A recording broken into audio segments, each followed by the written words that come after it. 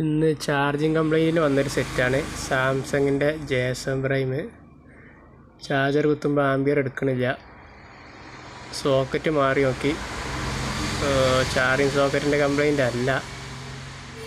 പിന്നുള്ളത് അതിൻ്റെ അടുത്ത് തന്നെ വരുന്ന 2-3 കമ്പോണൻ്റ് ഉണ്ട്.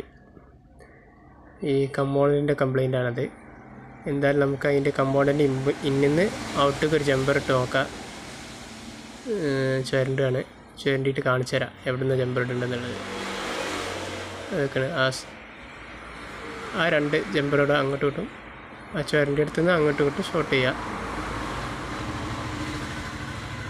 കമ്പൗണ്ട് റിമൂവ് ചെയ്യേണ്ട ആവശ്യമൊന്നും ഇല്ല. എന്തായാലും ഞാനിത് ഷോർട്ട് ചെയ്തിട്ട് കാണിച്ചു തരാം.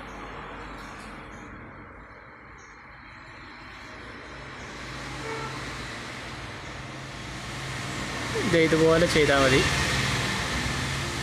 ചാർജ് കയറിക്കോളും. ഈ ഫേക്ക് ചാർജിങ്ങിനൊക്കെ അത് ചിലത് എടുക്കാൻ റെഡി ആവാറുണ്ട്.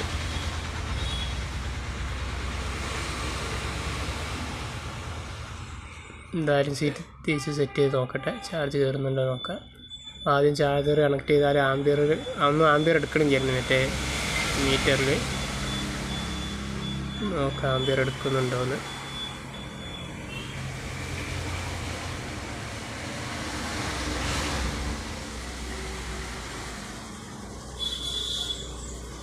ഇപ്പോൾ ചാർജ് എടുക്കുന്നുണ്ട്. നേരത്തെ ഇതൊന്നും കാണിക്കണില്ലായിരുന്നു. പിന്നെ ഓക്കെ, റെഡി ആയിട്ടുണ്ട് സാധനം.